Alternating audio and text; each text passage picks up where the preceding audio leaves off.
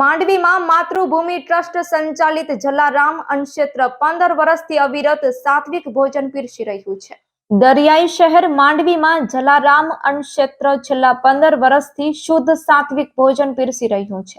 માંડવી મામલતદાર કચેરી નજીક આવેલ જલારામ અન્નક્ષેત્રમાં માંડવી ફરવા આવતા પ્રવાસીઓ, વિદ્યાર્થીઓ સહિત આજુબાજુની કચેરીના અધિકારીઓ ભોજનનો લાભ લેતા હોય છે। અહીં ભોજન બનાવવાથી પીરસવા સુધી ખૂબ જ કાળજી અને સ્નેહપૂર્વક ભોજન પીરસાતું હોય છે। ત્યારે માતૃભૂમિ ટ્રસ્ટના મુકેશભાઈ ત્રિવેદીએ વધુ વિગતો આપતા જણાવ્યું હતું।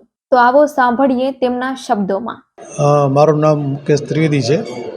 અમારો એક ટ્રસ્ટ છે શ્રી માતૃભૂમિ સેવા ટ્રસ્ટ, જેમાં જે વિદ્યાર્થીઓ બહારથી આવતા હોય એમના માટે અને અહીં સંત મહાત્માઓ મંદિરે આવતા હોય છે અવારનવાર, તો અહીં ગામથી આપણે થોડાક દૂર છીએ તો અમને એમ થયું કે અહીંયા કને ભોજનની વ્યવસ્થા થવી જોઈએ। એ રીતે આજથી લગભગ 15 વર્ષ પહેલાં નક્કી કર્યું અને આ અન્નક્ષેત્ર શરૂઆત કરી। અને ત્યારથી અત્યાર સુધી લગભગ બહારથી સંત મહાત્માઓ પણ આવે છે, વિદ્યાર્થીઓ પણ આવે છે, પ્રવાસમાં જે લોકો આવતા હોય છે બસો લઈને એમના માટે પણ આ એક સારી વ્યવસ્થા થાય છે। અહીંયા વેપારીઓ પણ આવે છે અને ખાસ તો સાયન્સ કોલેજ અત્યારે બાજુમાં છે, અહીંયા બાજુમાં ITI કોલેજ છે, એ લોકોના વિદ્યાર્થીઓ માટે આ એક સારી સગવડ ઊભી થઈ છે। એ લોકોને જે વિદ્યાર્થીઓ ભણે છે એ બધા લગભગ બહારના છે, તો એ લોકો માટે અહીંયા કને કોઈ વ્યવસ્થા છે નહીં, એટલે એ લોકો અહીંયા કને એ લોકો આવતા હોય છે। હવે અત્યારે આપણે જોઈએ છે મામદાર કચેરી અને તાલુકા પંચાયત પણ અહીં બહાર આવી ગઈ છે, બાજુમાં જ છે, ગામથી દૂર છે, એટલે એના સ્ટાફ જે છે એ લોકો પણ અહીંયા આવતા હોય છે। અન્નક્ષેત્ર શરૂ કરવા માટે અમારા મહેશભાઈ જાની એમની ઈચ્છા હતી કે અહીંયા, કારણ કે આ વર્ષોથી મંદિરનું એ લોકો વહીવટ કરતા હોય છે, પણ અહીં એક સમસ્યા હોય છે કે જ્યારે કોઈક મહાત્મા આવે તો એમને પોતાને બનાવવું પડતું હોય છે અને થોડીક વ્યવસ્થાનો અભાવ હતો ત્યારે, તો એક સુવ્યવસ્થિત એક અન્નક્ષેત્ર ચાલુ થાય અને એના માટે અમારા કને એક દાતાશ્રી હતા, એ લોકોએ કીધું કે ભાઈ તમે શરૂઆત કરો તો હું મદદ કરીશ, એટલે અમે શરૂઆત કરી।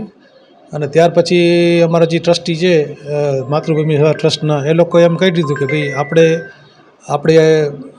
આપણા જે લોકોને સમસ્યા છે એના માટે જ આપણે કે આ અન્નક્ષેત્ર ચલાવીએ, એટલે અમે એ રીતે અમે આ ચાલુ રાખ્યું છે। અહીંયા ખાસ તો બહારગામથી જે લોકો આવતા હોય છે એને એ લોકો અમને ફોન કરતા હોય છે, એટલે અમે એની વ્યવસ્થા કરી આપતા હોઈએ છીએ। આ અન્નક્ષેત્રમાં રોજે કેટલા લોકો ભોજન લેતા હશે અને એ લોકોને કયા દરે અહીં ભોજન પીરસવામાં? નહીં, અમારે અહીંયા લગભગ દરરોજના 50 થી 60 જેટલા લોકો આવે છે। એમાં અમારો કોઈ ચાર્જ નથી, કોઈ એનો ચાર્જ નથી લેતા, પરંતુ જે સરકારી અધિકારીઓ છે અને વિદ્યાર્થીઓ છે એ લોકો ઘણાનું એવું હોય છે, એ લોકો એમ કે અમે એમને ફ્રીમાં ન જમીએ। દાખલા તરીકે અત્યારે મામદાર ઓફિસમાંથી જે લોકો અમુક એ લોકો કર્મચારીઓ કે આવતા હોય બહારગામથી અહીંયા બદલી થઈને આવતા હોય છે, તો એ લોકો એમ કે અમે ફ્રીમાં ના આવીએ, એમ અમારે કે અમે તો નોકરી કરીએ છીએ, તો અમે અમારે ટોકન ચાર્જ અમે એની પાસે લઈએ છીએ, જે દરરોજ આવે છે।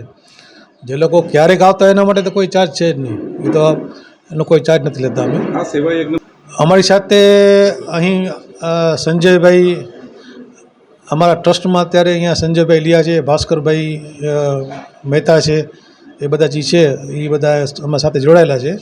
આનો વ્યવસ્થા અને સંચાલનની જવાબદારી મારી છે અને અમારી પાસે 4 મહિલા સ્ટાફ છે, વર્ષોથી 4 મહિલા સ્ટાફ જ છે, એ લોકો બધું સંભાળતા હોય છે। આના સિવાય અમારું એક રોટલા કેન્દ્ર છે માંડવીમાં શાખાના ગ્રાઉન્ડમાં, જે કૂતરાઓ માટે રોટલા જે બનાવતા હોય છે, તે દરરોજના લગભગ 200 કિલો જેટલા અમે રોટલા ત્યાં બનાવીએ છીએ। જીવદયાનું એક કામ છે એ ત્યાં ચાલે છે।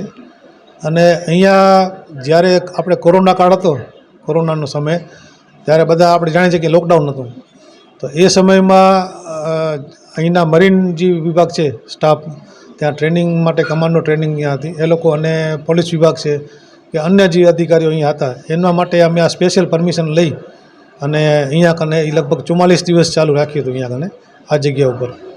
એટલે અવારનવાર જ્યારે પણ કાંઈ પણ આવી સમસ્યા હોય ને અને કાંઈ પણ અમારાથી જેટલું થતું હોય એ અમે સહયોગ આપતા હોઈએ છીએ।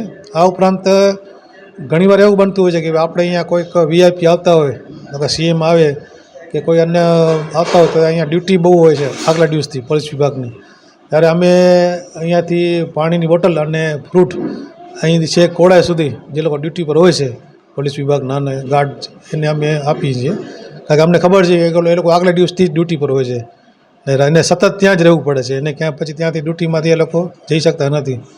એટલે અમારું ટ્રસ્ટનું નામ જ માતૃભૂમિ સેવા ટ્રસ્ટ છે. એટલે માતૃભૂમિ અંગેના જે પણ હોય એમાં અમને જ્યારે પણ સમય મળે કે અમને કાંઈ ખ્યાલ આવે કે કોઈ અમને મેસેજ કરે તો અમે એમાં હંમેશા સહયોગી થઈએ છીએ. અને અમારા જે મહેશભાઈ છે એમના સન છે, બધા લોકો એમાં જોડાઈ જાય છે.